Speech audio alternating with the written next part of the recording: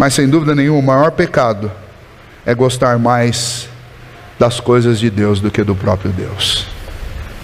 Aquele povo diagnosticou o que eles tinham feito de errado e eles se arrependeram. Precisamos ter consciência que é por causa do pecado que nós estamos nos sentindo vazios, secos, frios, plásticos, superficiais, cerimoniais, formais, indiferentes. É o pecado que fez isso. E isso é a ausência de Deus. Se queremos a presença de Deus em nossa vida, nossa família, em nossa igreja, precisamos ter coragem de romper com o sistema do pecado, com aquilo que nos aprisiona e que nos afasta de Deus. Ah, mas é o nosso jeito de viver, é o nosso jeito de fazer as coisas, é o nosso jeito de andar, é o nosso jeito de trabalhar, é o nosso jeito de ser. Então nós vamos precisar romper com tudo isso.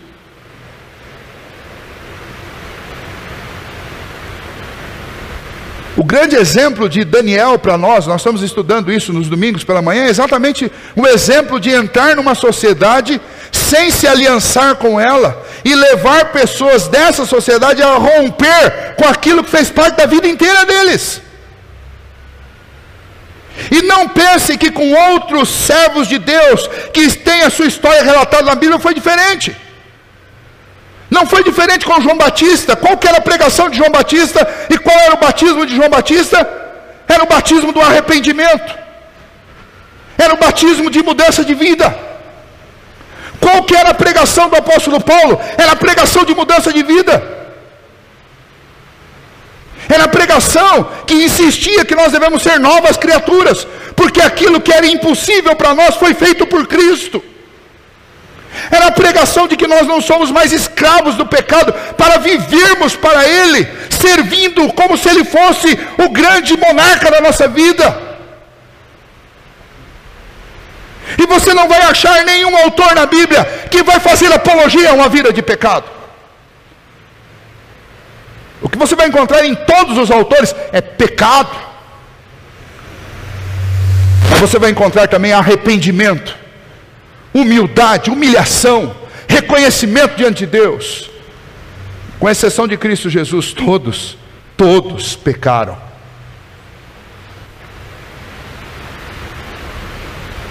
Mas a Bíblia nos dá exemplos de ponta a ponta que eles pecaram e se arrependeram, porque eles entenderam que nada é mais importante do que se humilhar diante de Deus e desfrutar de comunhão com Deus, porque a presença de Deus é melhor do que todas as coisas.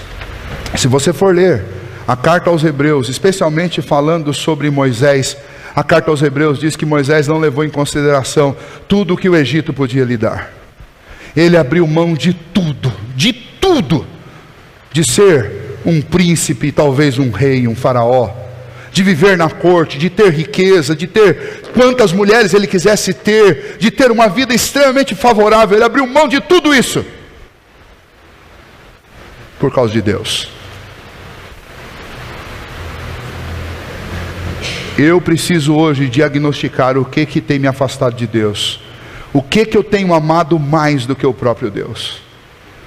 O que tem me segurado para que eu queira mais as bênçãos de Deus do que o próprio Deus? Eu preciso fazer essa avaliação, e você precisa. 2015 será um ano exatamente igual a 2014, se eu não fizer esse diagnóstico hoje. 2015 será um ano exatamente igual a todos os outros que nós já vivemos, se nós continuarmos insistindo em trocar o Deus das bênçãos por suas bênçãos. Em quarto lugar, quando nós olhamos para esse texto, nós vamos observar que nada pode substituir a presença de Deus na minha vida, na sua vida, na nossa família e na igreja. Quando Moisés vai fazer oração, ele vai dizer para o Senhor: Senhor, um anjo é muito bom, é ótimo um anjo, mas ele não substitui a presença do Senhor. Leia comigo, a partir do versículo 7. Ora, Moisés costumava tomar a tenda e armá-la para si fora, bem longe do arraial. Ele chamava a tenda da congregação. Todo aquele que buscava o Senhor saía à tenda da congregação que estava fora do arraial. Quando Moisés saía para a tenda, fora, todo o povo se erguia, cada um de pé à porta de sua tenda, e olhavam pelas costas até entrar ele na tenda. Uma vez dentro, Moisés da tenda descia a coluna da nuvem, impunha-se à porta da tenda, e o Senhor falava com Moisés. Todo o povo via a coluna de nuvem que se detinha à porta da tenda. Todo o povo se levantava, cada um à porta da sua tenda, e adorava ao Senhor. Falava o Senhor a Moisés face a face, como qualquer fala a seu amigo. Então voltava Moisés para o arraial. Porém, o moço Josué, seu servidor, filho de Nun, não se apartava da tenda. Disse Moisés ao Senhor: tu me dizes, faze subir este povo, porém não me deste saber a quem has de enviar comigo. Contudo disseste: conheço-te pelo teu nome, também achaste graça aos meus olhos. Agora, pois, se achei graça aos teus olhos, rogo-te que me faças saber neste momento o teu caminho, para que eu te conheça e ache graça aos teus olhos, e considere que esta nação é teu povo. Respondeu-lhe: a minha presença irá contigo, e eu te darei descanso. Então lhe disse Moisés: se a tua presença não vai comigo, não nos faça subir deste lugar. Quer dizer, se não for o Senhor, nós não vamos com ninguém. Se não for o Senhor, nós não vamos, porque nada substitui a presença de Deus. Deus prometeu ao povo enviar o seu anjo, mas Moisés não queria o anjo. Deus prometeu a vitória, mas Moisés não queria a vitória. Moisés queria Deus, e o povo queria Deus. Hoje o Senhor tem para nós a mesma promessa. Porque assim como Moisés achou graça diante do Senhor, hoje todos nós nos relacionamos com Deus através de graça, de favor. Sabe o que significa? Significa que você pode ter a certeza absoluta, como eu posso, como qualquer um que creia em Cristo Jesus, pode ter a certeza absoluta que por graça o Senhor irá conosco, mas nós não podemos substituir Deus. O problema aqui não é Deus ter algum impedimento de seguir ou de ir com você em 2015. O problema não é você ter algum impedimento tão sério que Deus não possa. Não há pecado que o Senhor não possa perdoar. Não há barreira que o Senhor não possa destruir na minha e na sua vida. A questão é: nós queremos ou nós estamos satisfeitos com algum substituto que arrumamos para Deus? Deus foi com aquele povo porque Moisés achou graça diante do Senhor. Nós todos em Cristo Jesus achamos graça diante de Deus. Significa que Deus poderá entrar sim em 2015 presente na minha e na sua vida, mas isso depende de eu crer, e depende de eu buscar, de eu querer. A palavra do Senhor diz, o Senhor Jesus diz: buscar-me-eis e me achareis. Quando? Quando me buscardes. O Senhor Jesus diz: batei, batei e abrir-se-vos. O Senhor Jesus: vinde a mim, todos vós que estáis cansados e sobrecarregados, e eu vos.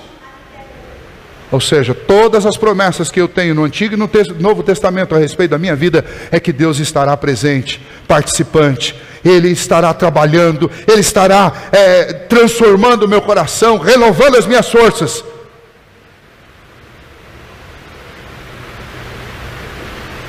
Mas eu tenho que querer. Eu tenho que buscar.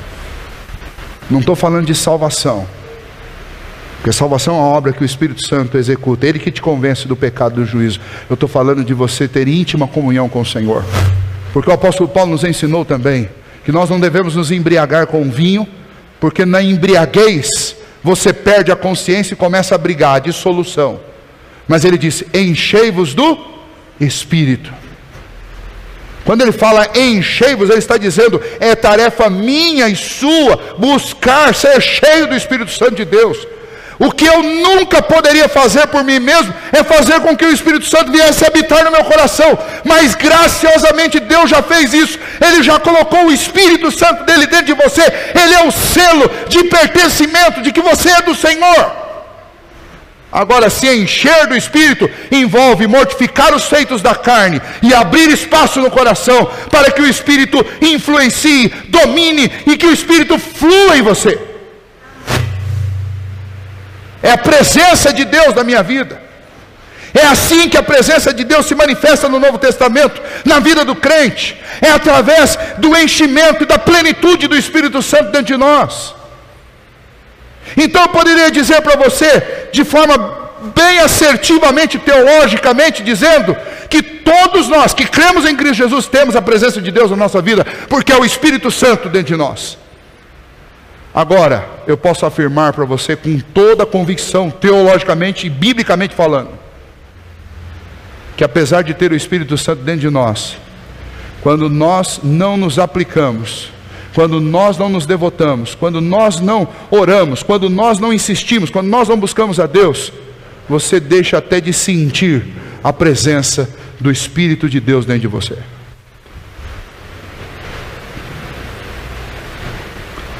A presença manifesta de Deus deixa de ser perceptível.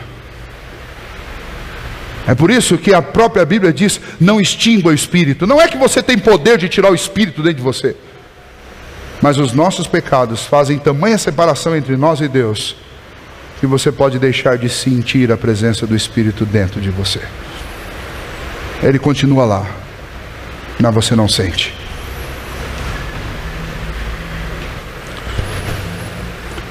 Eu quero encerrar mostrando como é benéfico e como é prazeroso e como é maravilhoso a restauração de Deus para a vida de todos aqueles que querem a sua presença.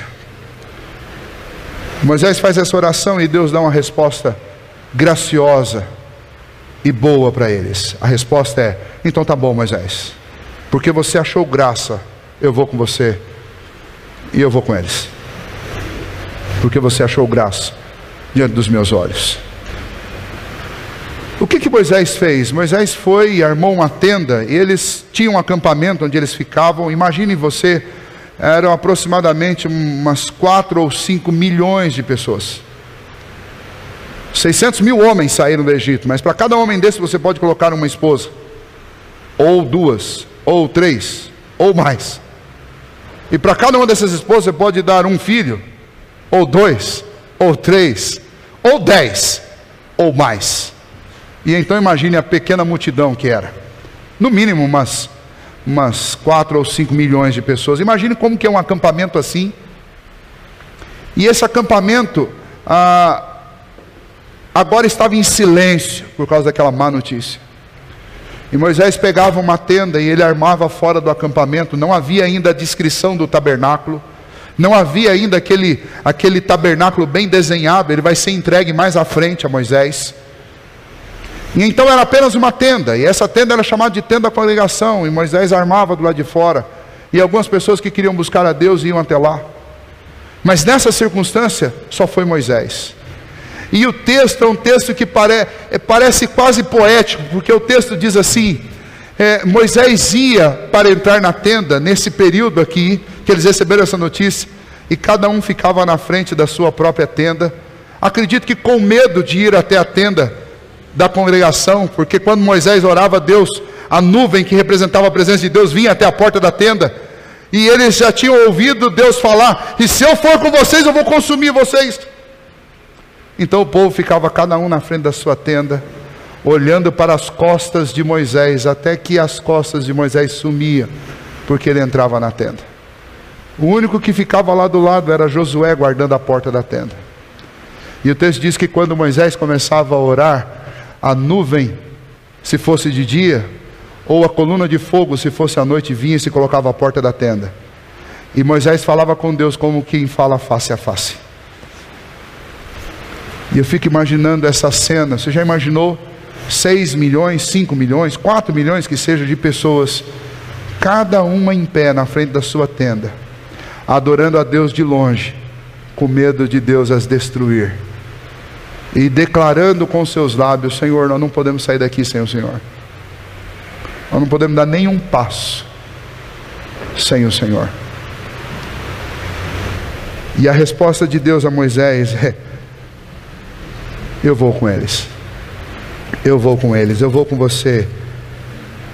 E aí nós podemos encontrar na vida de Moisés alguns exemplos de um coração que acha graça diante dos olhos de Deus e que dá uma demonstração real de que quer o Senhor. O texto diz no versículo 7 que Moisés buscava Deus de continuamente.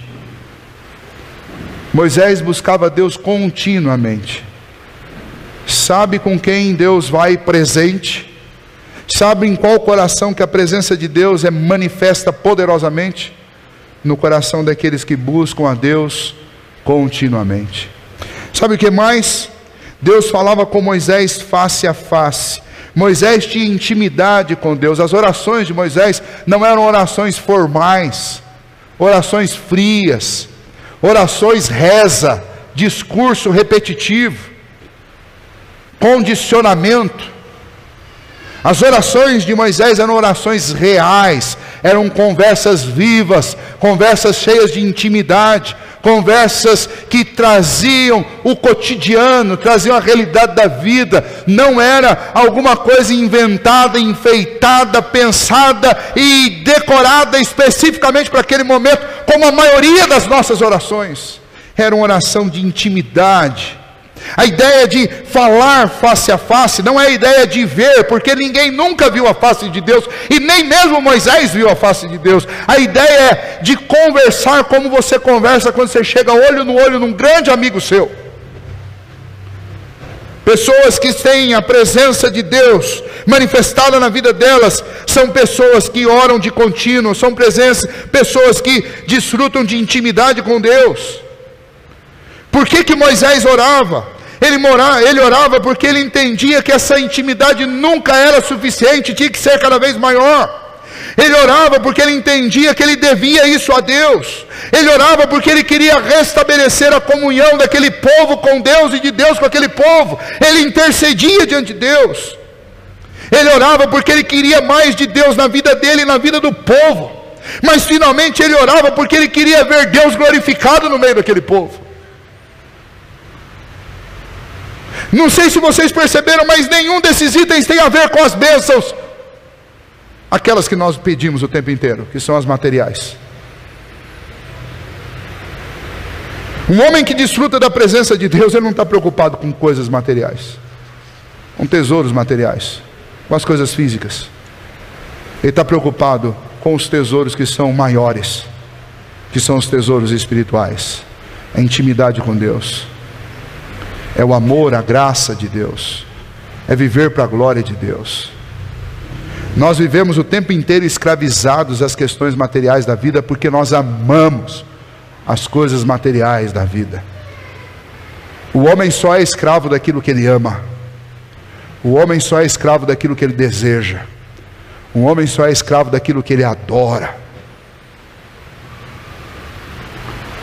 Nós somos escravos daquilo que domina a maior parte das nossas energias e dos nossos esforços.